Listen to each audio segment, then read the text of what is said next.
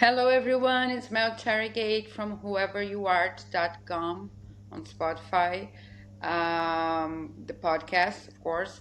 And I have another guest today. His name is Colin, and he has a very nice page on Instagram that I follow. And then I reached out to him, and he was kind and nice enough to participate. So I'm really happy about that.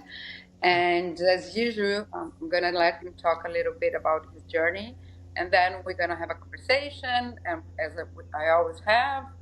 And I hope you find inspiration, and I'm sure you will. So, hi, Colin. How are you?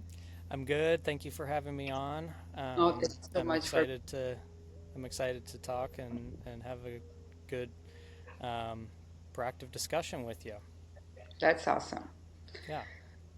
So, start from. You want to start from the beginning, or do you want to start from the end? Yeah. Sure. So hi. My name's Colin. I'm an alcoholic. Um, I'm in recovery myself. I just celebrated 2 years of sobriety. Um, Congratulations. Yeah, thank you.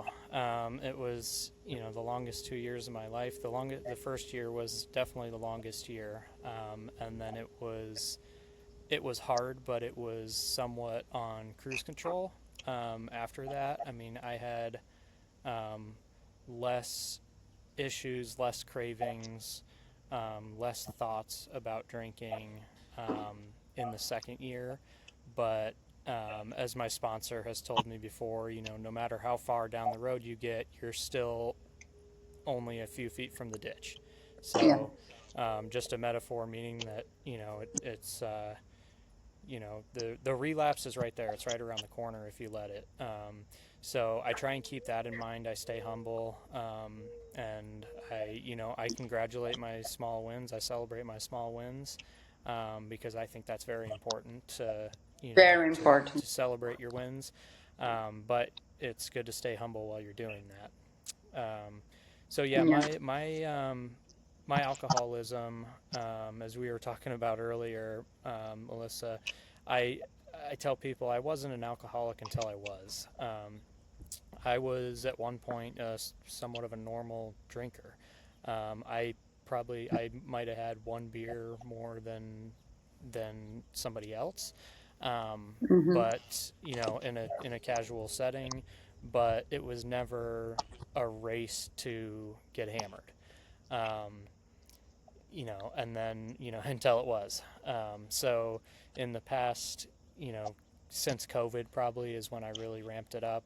I had a big whiskey collection that I was very proud of, and like to show to my friends and do tastings and stuff like that. So still somewhat in moderation, a little bit in excess, but it wasn't anything at that time that was fearful to myself or to my family or Hmm.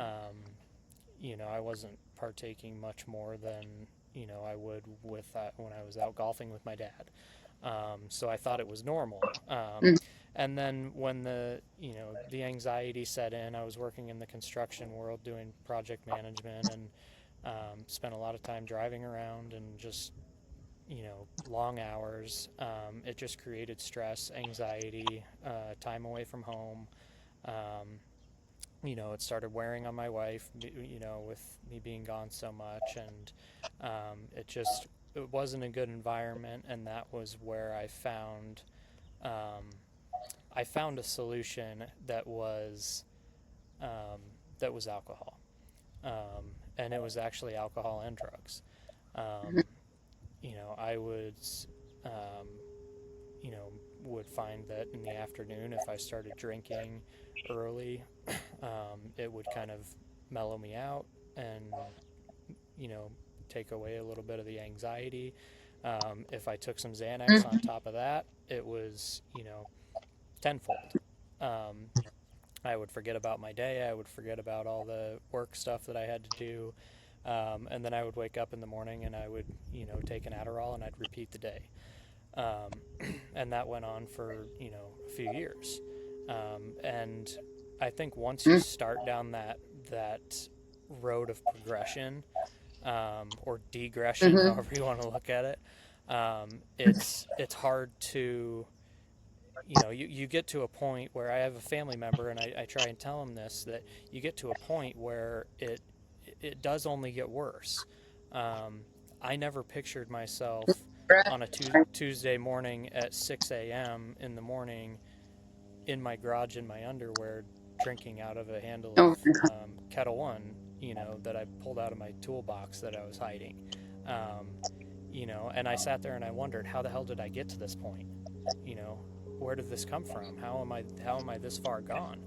Um, but it happens, and I think that's one of the scariest things about addiction is that you can go from being somewhat of a moderate drinker to to being in your underwear on Tuesday morning at 6 a.m. Yeah, drinking out of a bottle, yeah, and it yeah. and not know how it happened. Yeah, I always say that I went from drinking rosé wine by the beach to having the any wine beside my bed Hmm. because I needed to drink. Yeah. To sleep, to wake up, to I really got to that point that I got addicted, Hmm. physically addicted, not just my mind. And so then it's pure hell, I think, Oh yeah. because then you really can't stop because you feel in your body that you need, right? Hmm. And I got to the point that I could not stop by myself, so they sent me to the rehab, Hmm. and I I think it saved my life, but it's Yeah. more because it made me realize that I had a problem. Because the first time I didn't think I knew I had kind of a problem, but I thought I could handle myself, right? Hmm. And so I went to rehab the first time, got out, relapsed, and then I got really, really, really bad, and then I asked to come back to rehab. And then when things started to, I started to realize, okay, no, I need to change. I can't, Yeah. or I kill myself by Hmm. doing that, or just kill myself, or Yeah. I'm gonna live in this hell. Hmm. So there's no there. I used to say that it gets to a point that there's no more solution. Like you Exactly. burn all anything that you had, Yeah. and then so or you change your life or you Hmm. just give into it, like a Yeah. lot of people And it gets do to a it. point where it's not working anymore. I Yeah, could drink a fifth of vodka in a day, and it just wasn't working anymore. Um, and it just made me more depressed. more depressed, of course. Hmm. And and it takes your whole life, right? You don't have like time for anything. You Right. can enjoy anything. So I remember anything that I would go out of the house to do, like with my daughter, to the beach. I was always anxious to come back because I needed to drink. Yeah. And I didn't leave the house without it. yeah, I well, had it under the yeah, seat in my sometimes truck. I had it. It was just in a Gatorade bottle or whatever. It was just always with yeah, me. I oh my God, it's so stupid. But I'm gonna say, I think I said already in another episode, I would put with a little bit of kombucha, and Yeah. because it has, I drink wine, Yeah. and it has kind of a similar taste Okay. to Yeah. it, right? That's why I Yeah. don't drink kombucha anymore because it's a trigger for me. Yeah. Yeah, but okay, there's a little kombucha, but people, we think people are not smelling and that Right. Yeah.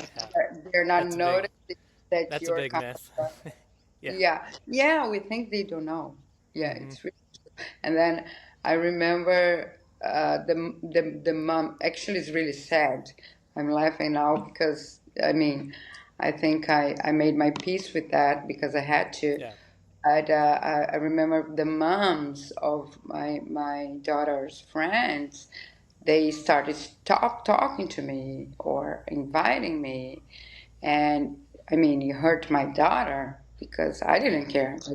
She was not being invited. So I think that one of the reasons that I came public with my addiction was to release that shame. And then suddenly those moms are like now congratulating me because, Yeah. okay, oh my God, good for you, you're doing something, you Hmm. know, It's rather amazing than, the impact it has.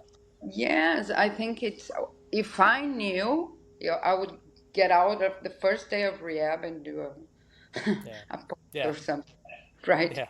Right. Because I waited like one, but I don't think I could. I was so afraid the second time to relapse again that I Hmm. was, those little horses when they are born and they are trying to walk. Yeah. Yeah.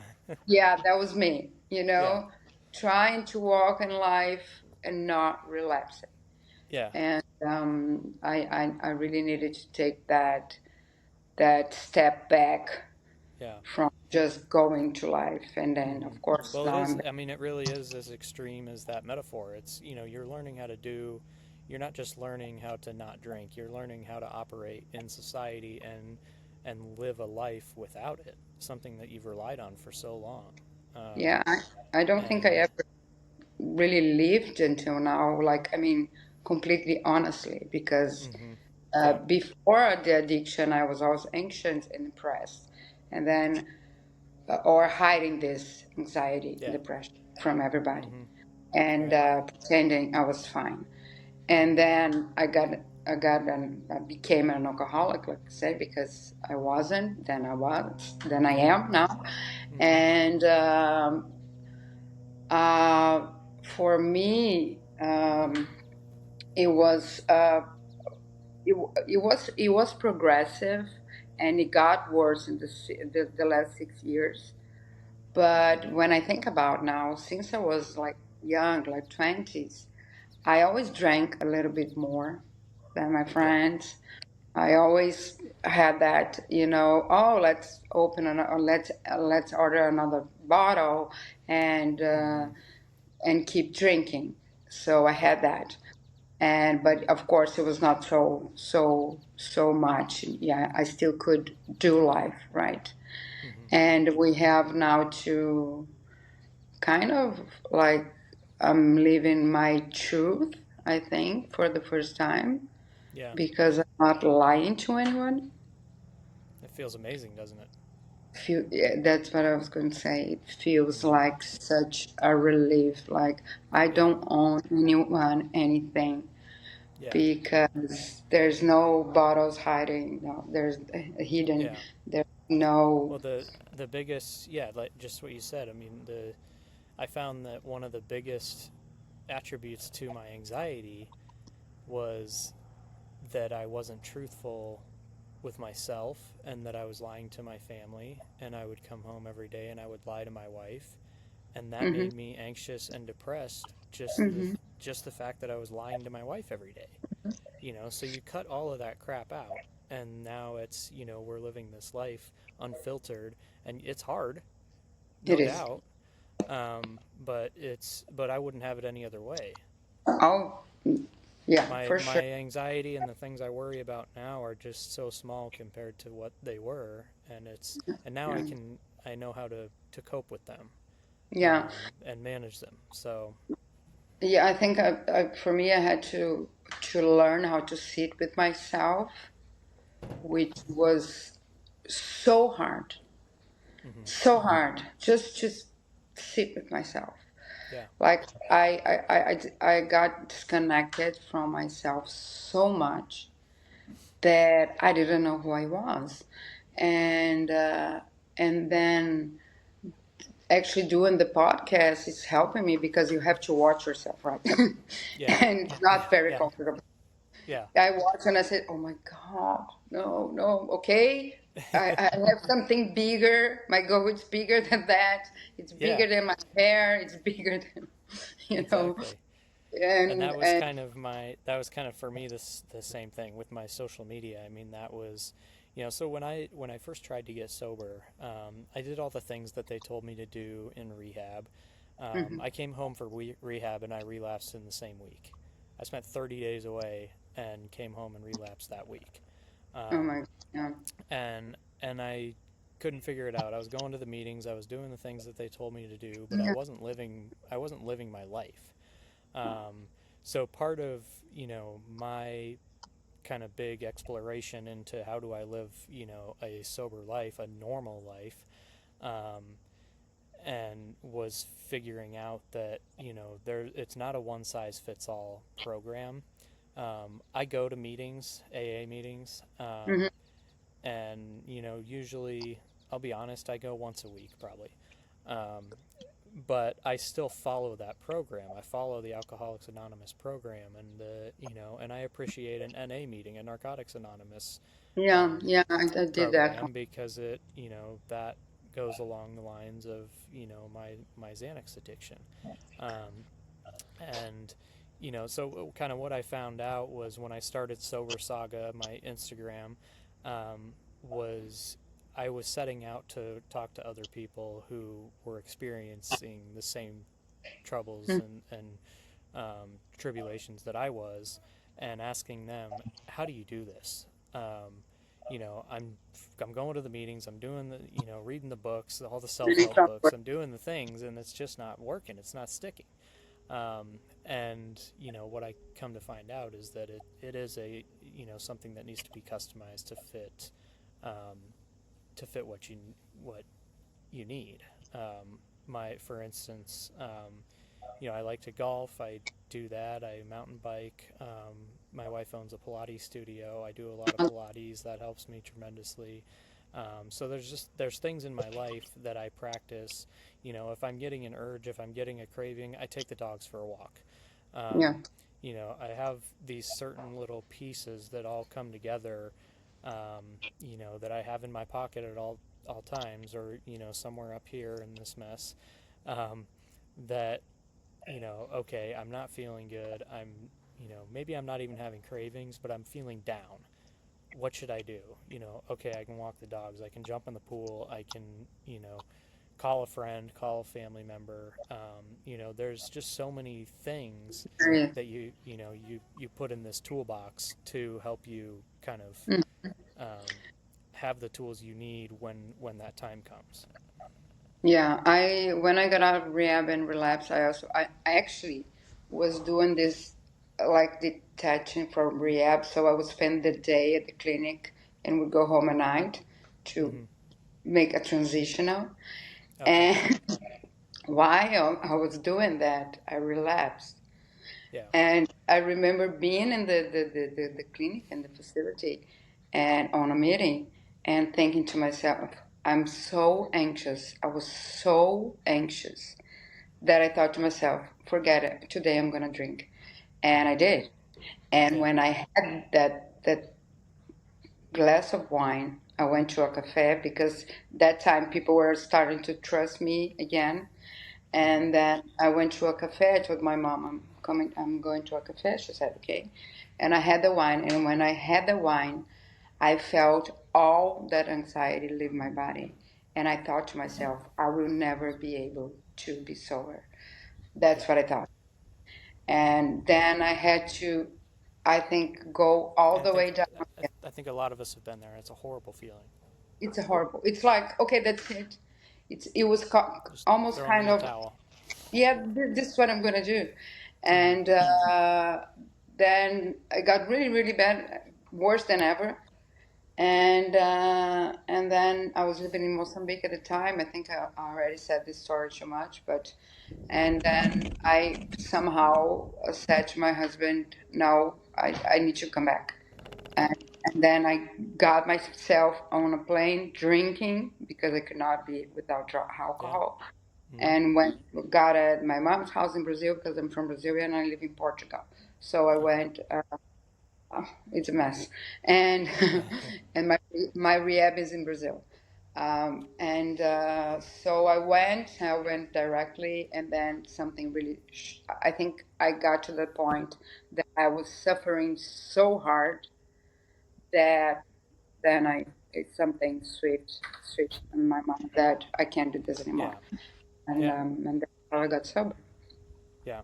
And I think that was. I remember the moment where I had that feeling that the step one. came into my mind of, admitting that you're an alcoholic.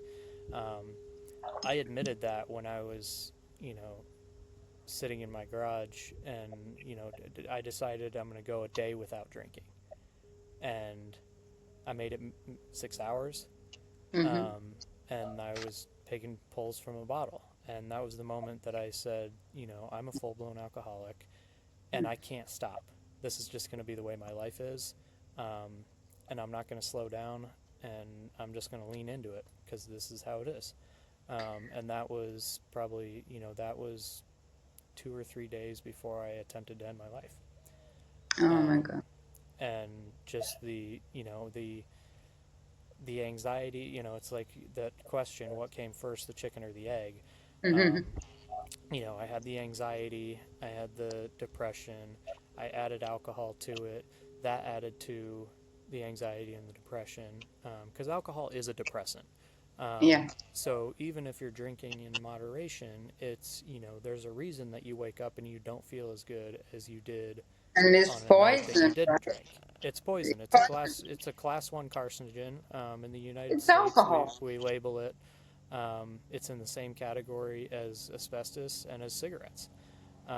It's a poison. So it's no wonder that you drink it and you don't feel good. Um, that there are repercussions to it, um, but somehow, I guess knowing that, I was still okay with it, and it was just I had accepted that was how I was going to live out the rest of my days. Not years, but I knew I was probably going to live out the rest of my days that way. And you know, thank God I was not successful with the attempt of ending everything, and um, that was where I got help, and went to a psychiatric unit, um, which is not a place that I ever want to go again. That was the Oh my longest seven God. days of my life. You know, and seeing people who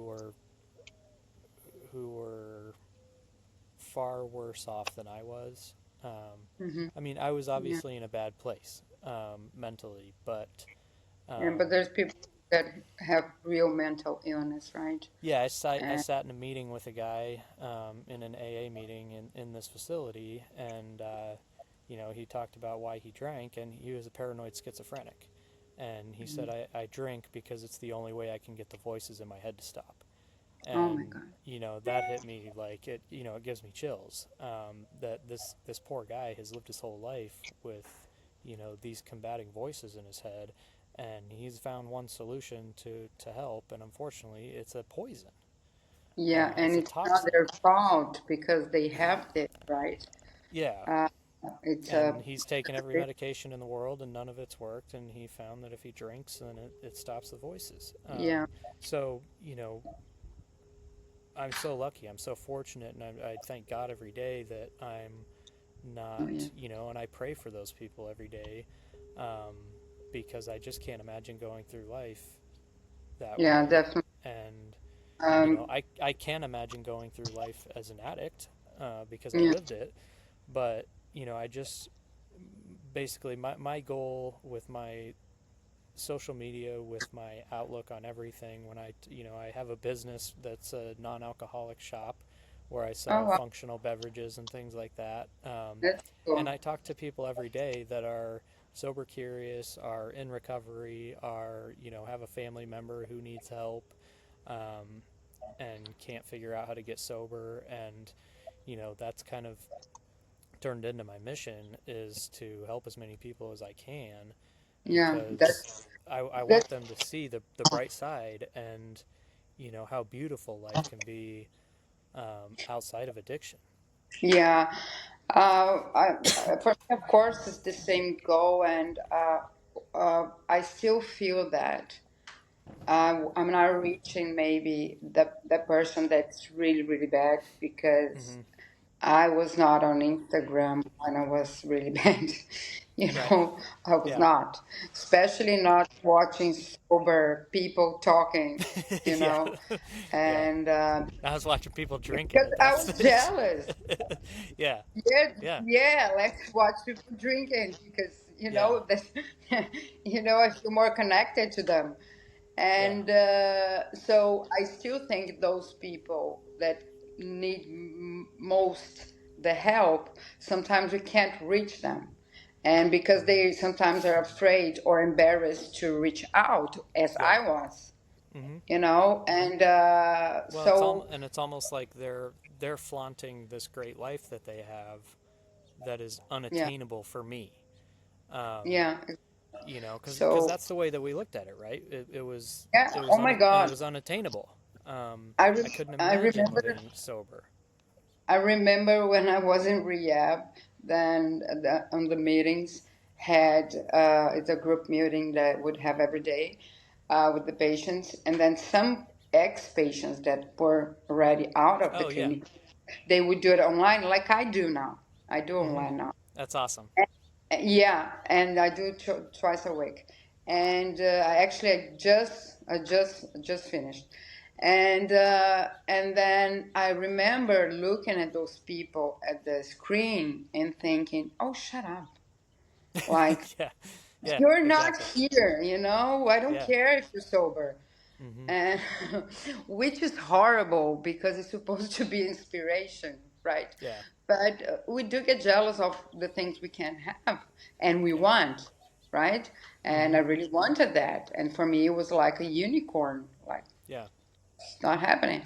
And Yeah. now I'm the Exactly. one on the screen, and when I talk, i can I can see in people's faces like, shut up, you know Yeah. like I did. Like, so it's hard to help the people that need the most, Yeah. because Hmm. sometimes they are in denial, sometimes they just can't stop. Yeah. They are throwing up and having to drink so they don't die of a seizure. Right. And it's much bigger than watching a podcast. Yeah. And I started to watch a podcast when I was better and I was sober. And then I thought to myself, I could do that. Hmm. And then I started, like, I think it was just 2 months ago that I started. Okay. And Great. now I'm interviewing 3 4 people a day. It's awesome. Yeah. And um and it's been so healing for me, and I believe that Yeah. for you, all right. Yeah. Absolutely. And seeing that, yeah, there is the aspect that we unfortunately we can't reach a lot of those people that really need to hear the message, and need to hear that recovery is possible. But from my experience, I have reached a lot of those people, and I get people that send me a DM or that I run into, in public, and Mhm. they have heard of my Instagram or they know, who I am, and they'll ask me, hey, I'm at a point where I got to slow down, I got to stop, and I don't know how to. Or, Mhm. my brother needs to stop and he doesn't know how to. And, that's a different situation because I just kind of say, have your brother reach out to me when he's ready. I had a friend the other day that said that to me. Her brother just can't stop. And I said, I'd love to help him, but I can't help him until he's ready to get help. Um, Yeah, you have to want to fix yourself. Um, you have to, I think. Otherwise, you just can't. Yeah, you have to remember the why, right? All the Yeah, time, and like all the time.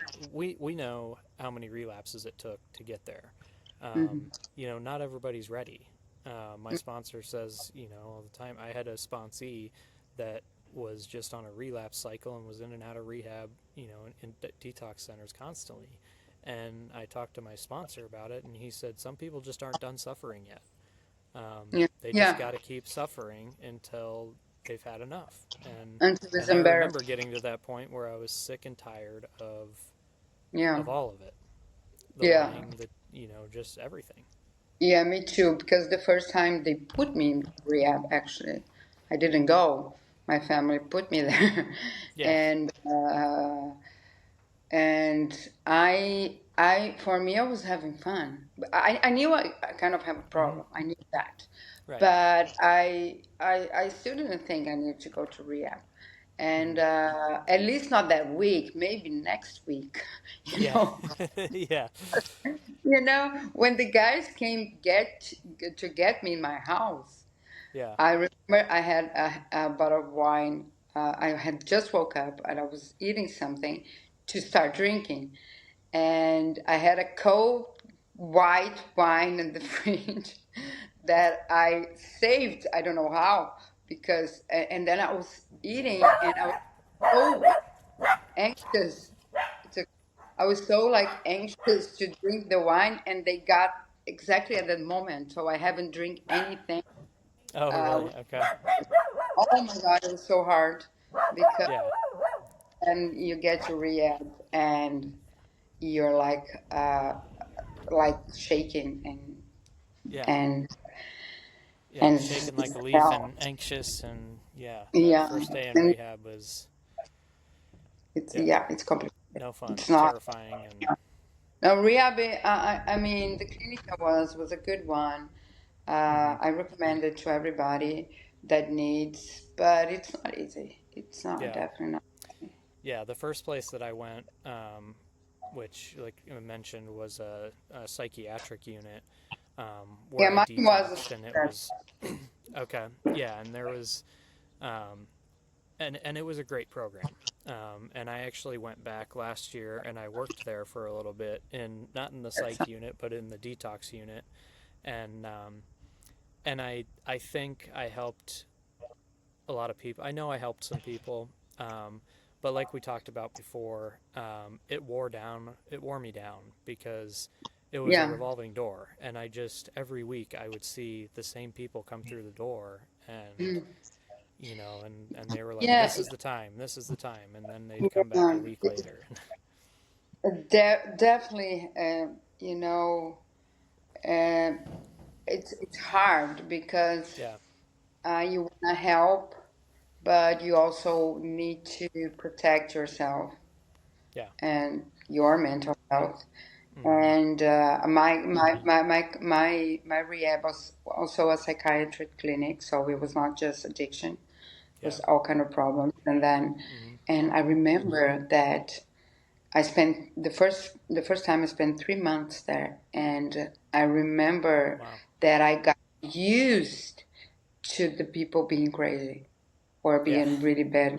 oh yeah, I got hmm used to people screaming, and I got used to people who are bipolar, but the type one that get really, really, really bad. yeah, And I got used to it. I just passed through hmm it. Okay. yeah, And then I made this analogy like I got used to the madness inside of the clinic, and I got used to my madness outside of the yeah. clinic What does that say because about me? Yeah, yeah, it is madness what we were living hmm like the drinking and the drugs and hiding, oh yeah, and it's mad. It's you're not in your mind, you're out of hmm it. yeah, So then I think I'm not so far from these people. no, I yeah, got very close to it, yeah, and that's scary. hmm So I think that what's I think what your friend said, it's right. Maybe they haven't suffered enough. It's yeah, as sad as it sounds, but yeah, I think it's true. yeah, and it's like you said about that where you were, um, we it goes back to just the classic idea, or definition of insanity.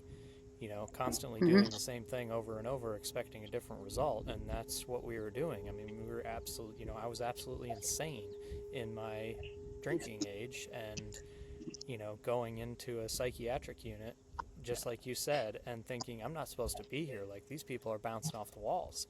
Hmm. Um, Yeah, I'm not and as bad, as right? it turned out, I was supposed to be there. I was in the right place. There was no better place for me at that time.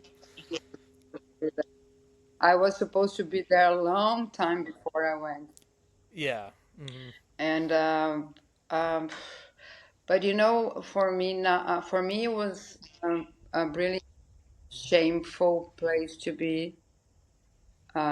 Now I'm getting over it. I think all the guilt and the shame. Yeah. because I know I was sick. I have an addiction. Hmm.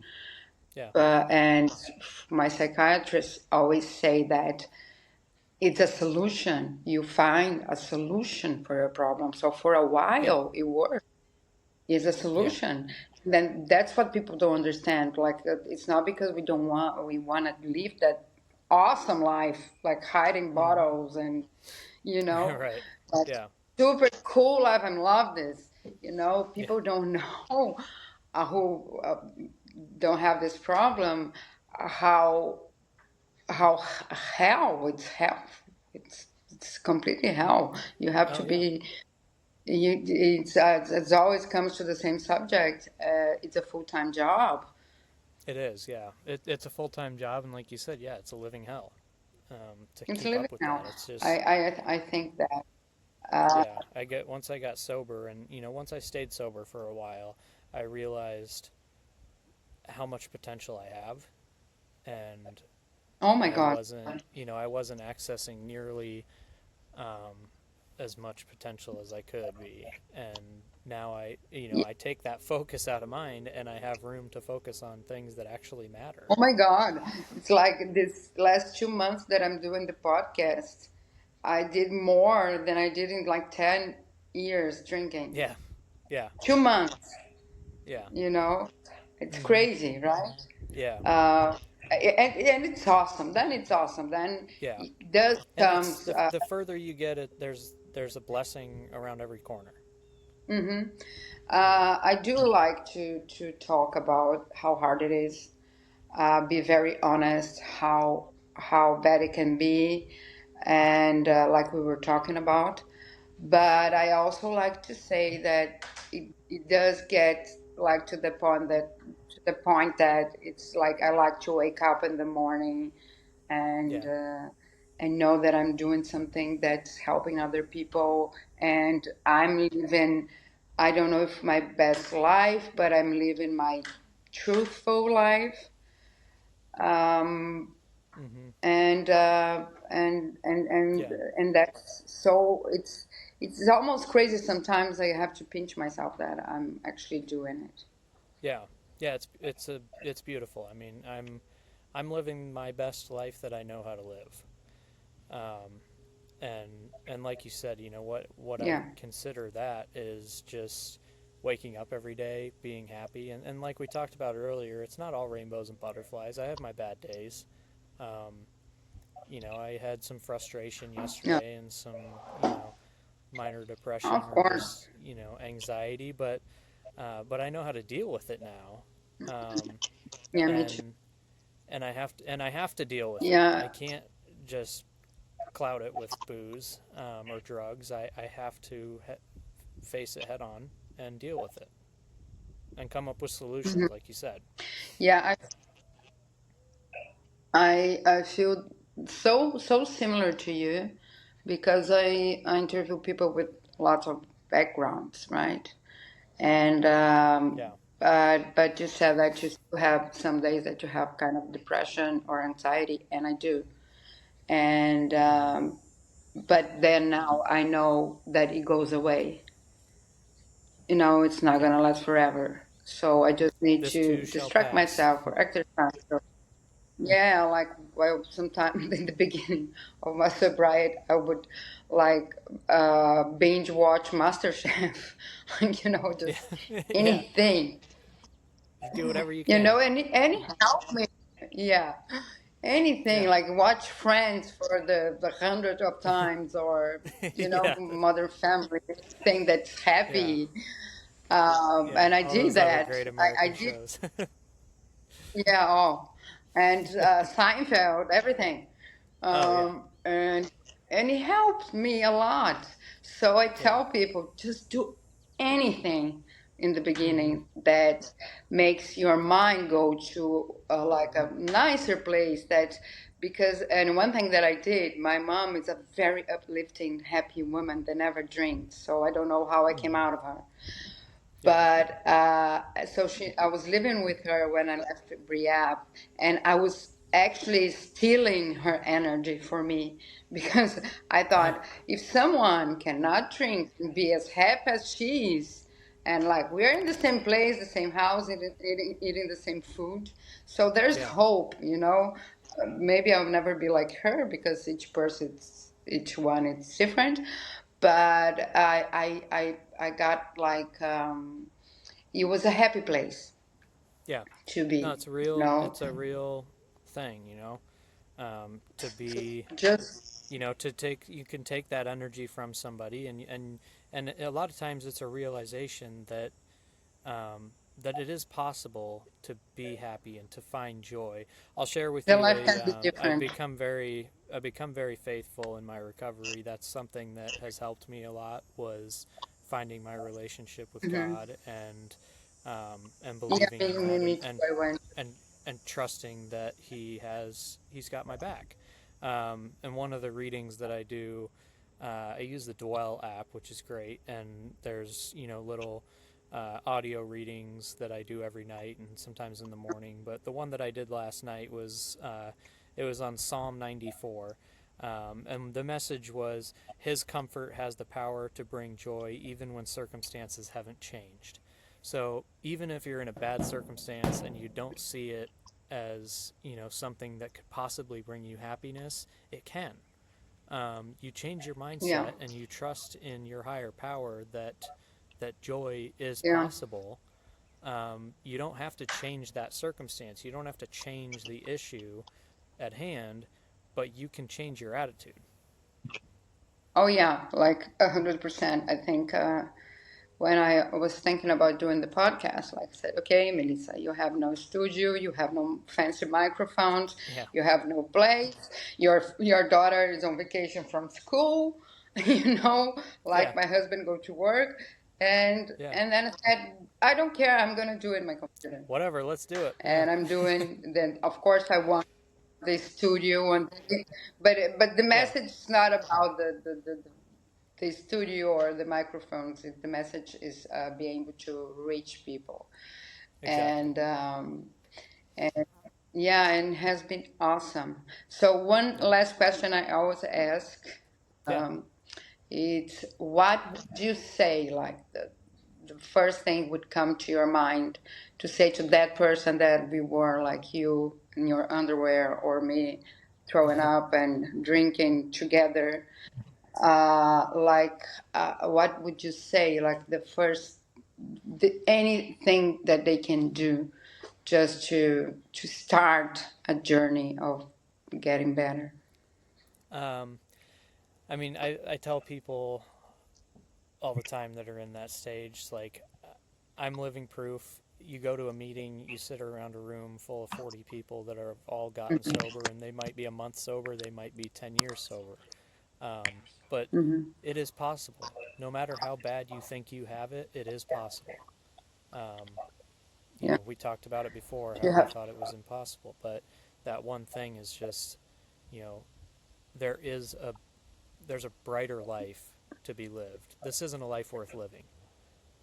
This isn't how we were meant No, to it's not. live. Yeah, it's not even alive, right? Yeah, it's not And even life. It's just and chasing you feel. falsity. And yeah, so there's this Yeah, beautiful life that you'll have joy in, and please allow me to help you find that, or go to somebody, um, to get there. By you any reach means out, necessary, right? get yourself some help and get on that path to start living a beautiful life, free from addiction. Yes, because I do believe when we are in that position, we can't do it alone. We need No, someone no, to reach community is out, everything, right? and that was why I started Sober Saga, was to find community and Yes, find and people that related to me, yes, and me too. I'm on it every And day, I'm all the finding time, so and much community that yeah, it's so great. yeah, yeah, it's a beautiful thing. This is awesome. Okay, Colin, so thank you so much for Yeah, thank you. being here, for sharing your story, for being so open. Of course. And I'll probably post it like in 2, 3 days. And then I'll let Okay. you know. I'll tag you. We share everywhere. to try Yep. to reach more people, and I'm sure it will help a lot of people. Cool. Thank Be you sure so to follow much. at sober Okay. underscore saga. Okay, yeah, I'm gonna put it. Perfect. Okay. Awesome. Bye Thank you bye. so much, Have a nice Melissa. Bye day. bye. You too. Member who needs help, um, and can't figure out how to get sober, and that's kind of turned into my mission, is to help as many people as I can, because I want them to see the bright side, and how beautiful life can be, outside of addiction.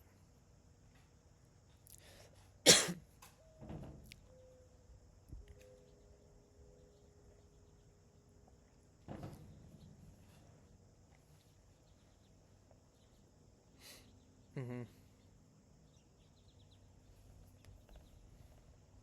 Right. Yeah. Yeah. Yeah. I was watching people drinking at that stage. Yeah. Yeah. Yeah.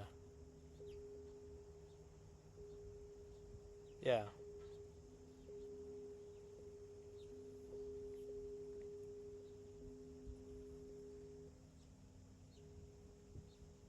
Mm-hmm. Yeah. Mm-hmm. Well, it's almost like they're flaunting this great life that they have that is unattainable for me. Um, because that's the way that we looked at it, right? It was unattainable. I couldn't imagine living sober.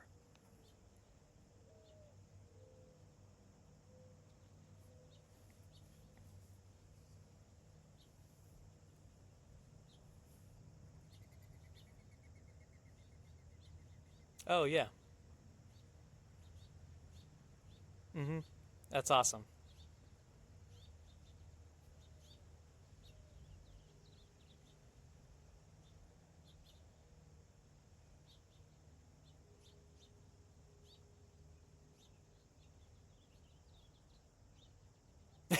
Yeah. Yeah. Exactly. Yeah. Mm-hmm.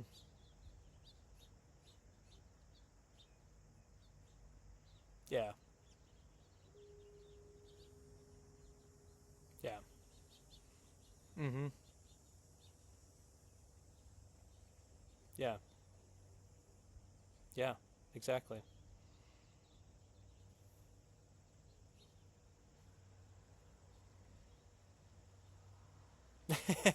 Yeah.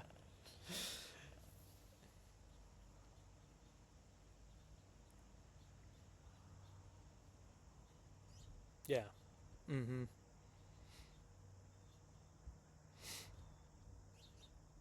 Yeah.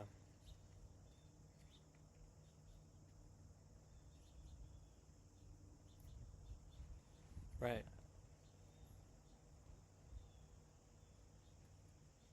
Yeah.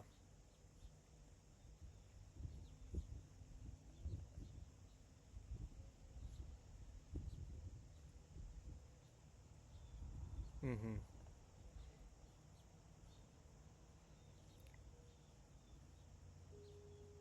Okay. Great.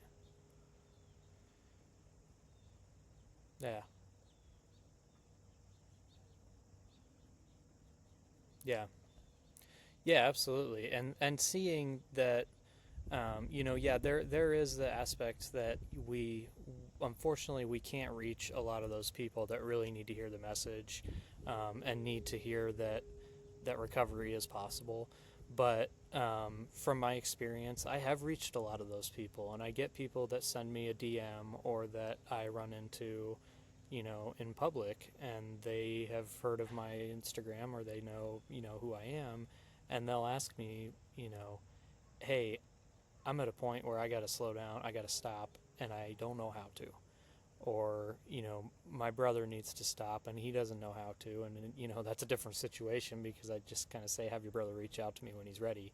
I had a friend the other day that said that to me. Her brother just can't stop. And I said, I'd love to help him, but I can't help him until he's ready to get help. Um, You have to want to fix yourself. Um, Otherwise, you just can't. Yeah, and we know how many relapses it took to get there. Not everybody's ready. My sponsor says, all the time. I had a sponsee that was just on a relapse cycle and was in and out of rehab, in detox centers constantly. And I talked to my sponsor about it, and he said some people just aren't done suffering yet. They just got to keep suffering until they've had enough. And I remember getting to that point where I was sick and tired of all of it, the lying, the just everything.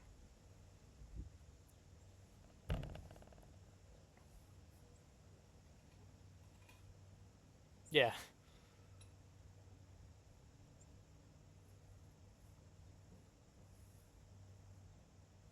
Mm-hmm. Right. Mm-hmm. Yeah. Yeah.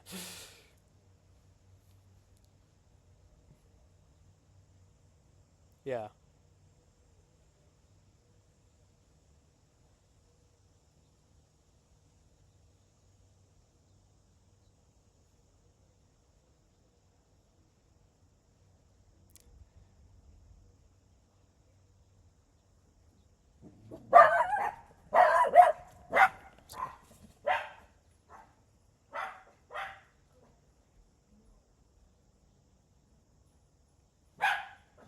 Oh, really? Okay. Yeah.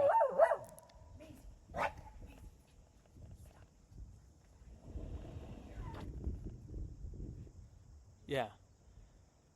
Yeah. Shaking like a leaf and anxious, and yeah, that first day in rehab was, yeah, no fun, terrifying, and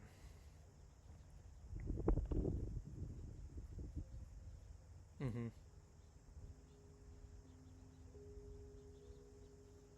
Yeah. Yeah, the first place that I went, which, like I mentioned, was a psychiatric unit where I detoxed, and it was okay. Yeah, and there was, um, and it was a great program.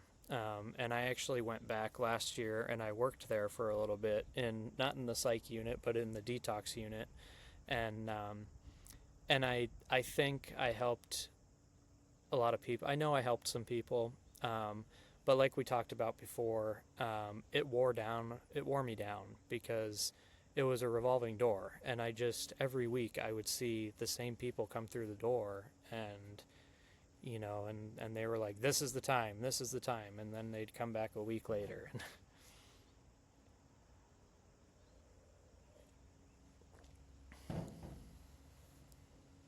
Yeah,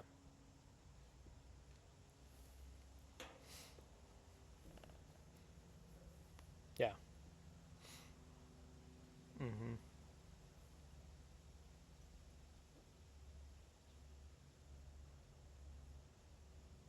Yeah, mm-hmm.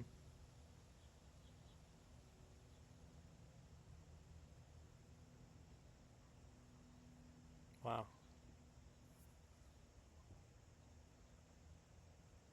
yeah, oh yeah, mm-hmm.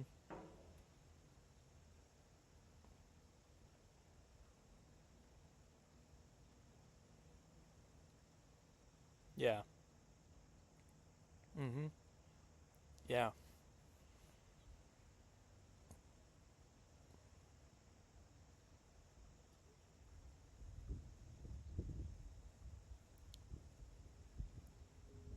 yeah. What does that say about me? Yeah, mm-hmm. Oh yeah,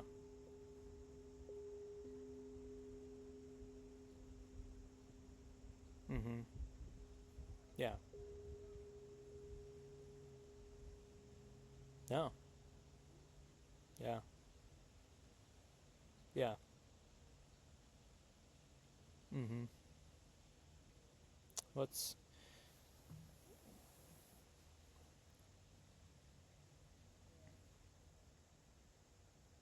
Yeah. Yeah. Yeah. And it's, like you said about that where you were, um, we it goes back to just the classic idea, or definition of insanity. Constantly doing the same thing over and over, expecting a different result, and that's what we were doing. I mean, we were absolutely, I was absolutely insane in my drinking age, and going into a psychiatric unit, just like you said, and thinking I'm not supposed to be here. Like these people are bouncing off the walls. Um, and as it turned out, I was supposed to be there. I was in the right place. There was no better place for me at that time.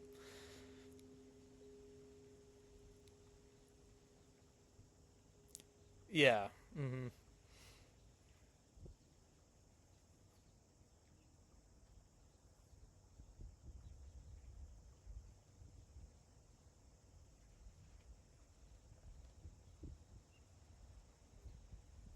Yeah. Mm-hmm. Yeah.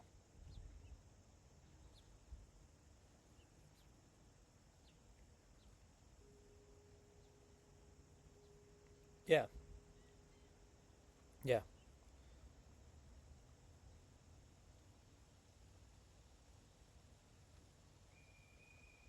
Mm-hmm. Right. Yeah. Yeah.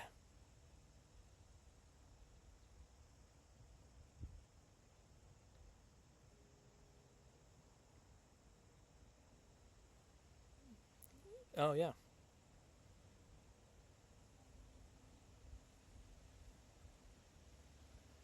It is. Yeah. It's a full time job, and like you said, yeah, it's a living hell. To keep up with that, it's just yeah. Once I got sober, and once I stayed sober for a while, I realized how much potential I have, and I wasn't accessing nearly um, as much potential as I could be. And now I take that focus out of mind, and I have room to focus on things that actually matter.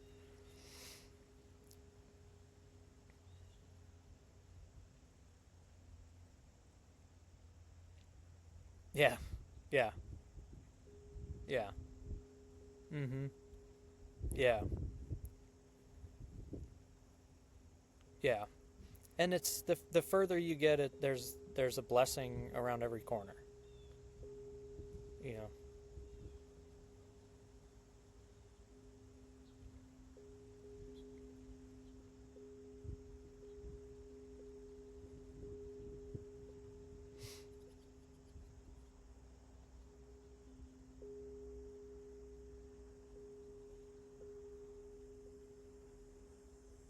Yeah.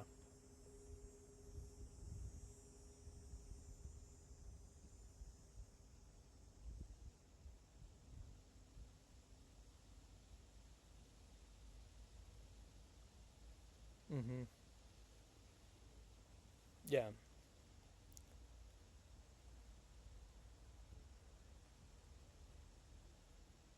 Yeah. Yeah. It's beautiful. I mean, I'm living my best life that I know how to live. Um, and like you said, what I consider that is just waking up every day, being happy, and like we talked about earlier, it's not all rainbows and butterflies. I have my bad days.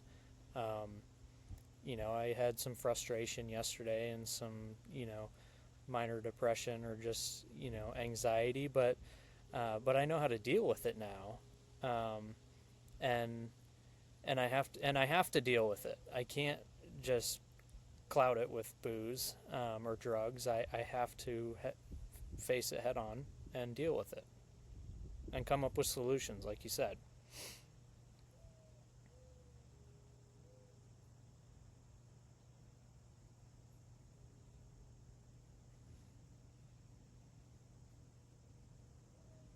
Yeah.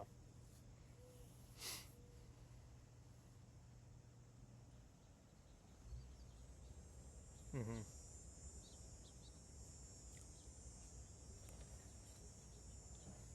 Yeah. This too shall pass.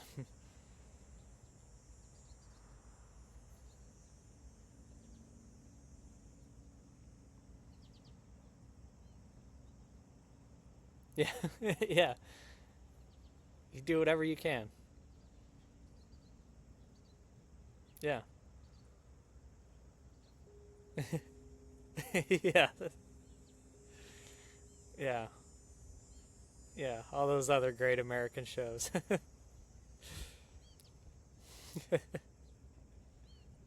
Oh yeah. Yeah. Mhm.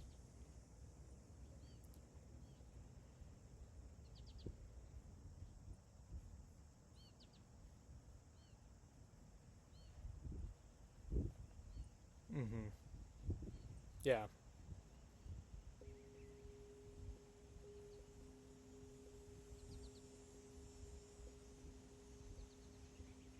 Yeah.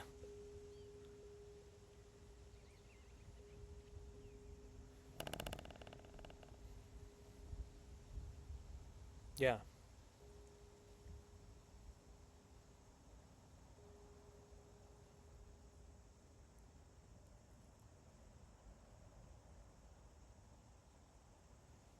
Yeah. No, it's a real thing, you know. To be, you know, to take, you can take that energy from somebody, and a lot of times it's a realization that that it is possible to be happy and to find joy. I'll share with you I've become very faithful in my recovery. That's something that has helped me a lot, was finding my relationship with God, and believing in that, and and trusting that he's got my back. And one of the readings that I do, I use the Dwell app, which is great, and there's, you know, little audio readings that I do every night and sometimes in the morning. But the one that I did last night was it was on Psalm 94. And the message was, His comfort has the power to bring joy even when circumstances haven't changed. So even if you're in a bad circumstance and you don't see it as, you know, something that could possibly bring you happiness, it can.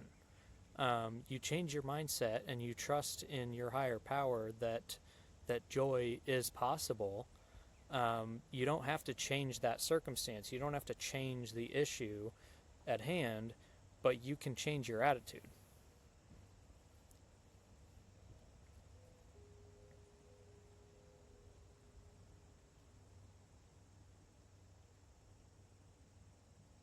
Yeah,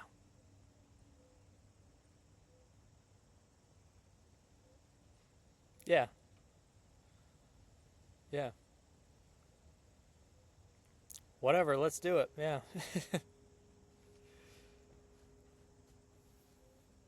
yeah,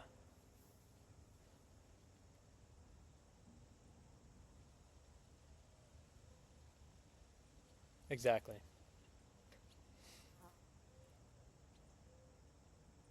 Yeah, yeah.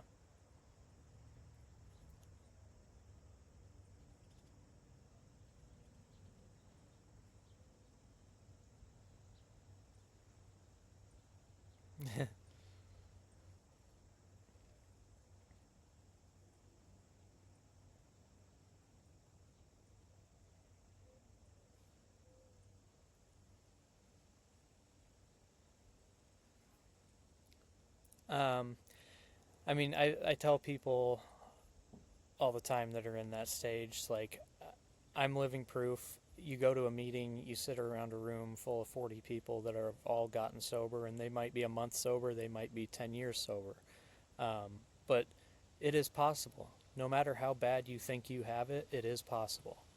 Um, you know, we talked about it before, how we thought it was impossible, but that one thing is just, you know, there is a there's a brighter life to be lived. This isn't a life worth living. This isn't how we were meant to live. Yeah, it's not even a life. It's just chasing falsity. And yeah, so there's this beautiful life that you'll have joy in, you know, and please allow me to help you find that, or, you know, go to somebody um, to get there, you know. by any means necessary, get yourself some help and get on that path to start living a beautiful life, free from addiction.